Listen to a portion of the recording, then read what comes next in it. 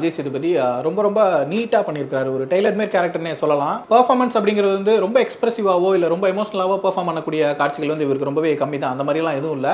But still தன்னோட presence மூலமாக தன்னோட ரியாக்ஷன்ஸ் மூலமாக வந்து அந்த கேரக்டர் ஜஸ்டிஃபை பண்ணணும் அப்படிங்கிற மாதிரியான ரெக்யர்மெண்ட் தான் இந்த கேரக்டருக்கு இருக்குது. அதை வந்து ரொம்பவே பர்ஃபெக்டாக பண்ணியிருக்காரு. விஜய் சேதுபதி யார் என்னன்னே தெரியல. என்ன மாதிரி கேரக்டர் போல்டு கண்ணன் அப்படிங்கிறவன் யார், எங்கேருந்து வந்தான், அவன் என்னெல்லாம் பண்ணிட்டு வந்தான், இங்கே என்னெல்லாம் பண்ண போகிறான், எதுவுமே நமக்கு ஐடியா இல்லை. ஸோ ரொம்ப கியூரியஸான ரொம்ப மிஸ்டீரியஸாக இருக்கக்கூடிய ஒரு ஆளாக தான் அவன் தெரியுறான். அப்படிங்கிறப்போ அந்த கேரக்டரை எவ்வளோ தூரம் ஆடியன்ஸ் கிட்ட வந்து கன்வின்சிங்கா ஜஸ்டிஃபை பண்ணணும் அப்படிங்கிற ஒரு பெரிய ஒரு வேலை ஒன்று இருக்குது. அதை வந்து ரொம்ப சூப்பரா பண்ணியிருக்காரு விஜய் சேதுபதி. அடுத்ததா ரொமான்ஸ் போர்ஷன்ஸ் பத்தி பார்க்கும்போது விஜய் சேதுபதி அவர்கள் கம்மியான லவ் ஸ்டோரிஸ் தான் பண்ணியிருக்காருனாலும் எல்லா படங்கள்லையுமே அவருக்கு சின்ன சின்ன லவ் ட்ராக்ஸ் இருக்கும். அதை வந்து ரொம்ப சூப்பரா பண்ணியிருப்பாரு. அதே மாதிரி இந்த படத்துலையுமே அந்த ருக்மணி வசந்த் கூட வரக்கூடிய அந்த காட்சிகள் வந்து ரொம்ப பியூட்டிஃபுல்லா இருந்துச்சு. அவங்க பஸ்ல மீட் பண்ணக்கூடிய அந்த ஃபர்ஸ்ட் சீக்வன்சஸ்ல இருந்து சின்ன சின்னதாக அந்த லவ் கிராஜுவலா வளர்றது, அதுக்கப்புறம் வந்து கிளைமேக்ஸ்ல ஒரு எமோஷனல் சீக்வன்ஸ் இருக்குது. அது வரைக்குமே அவங்களுக்குள்ள இருக்கக்கூடிய அந்த பாண்ட் வந்து ரொம்ப பியூட்டிஃபுல்லா இருந்துச்சு.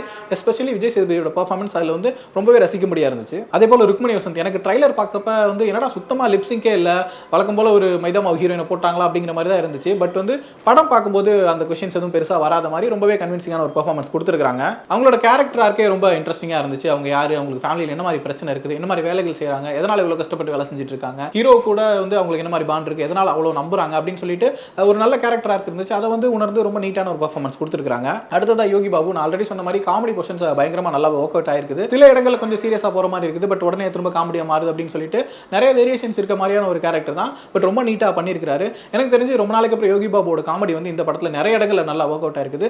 ஒரு சில இடங்கள்ல கொஞ்சம் ஃபோர்ஸ்டா இருந்ததை நம்ம பார்த்தோம். பட் ஸ்டில் வந்து காமெடி இந்த படத்துல ரொம்ப பெட்டராகவே ஒர்க் ஆயிருக்கு. அடுத்ததான் இன்னொரு ஃபீமேல் கேரக்டர் பண்ணிருக்கக்கூடிய திவ்யா பிள்ளை, இவங்களோட பெர்ஃபார்மன்ஸுமே ரொம்ப இன்ட்ரெஸ்டிங்கா இருந்துச்சு.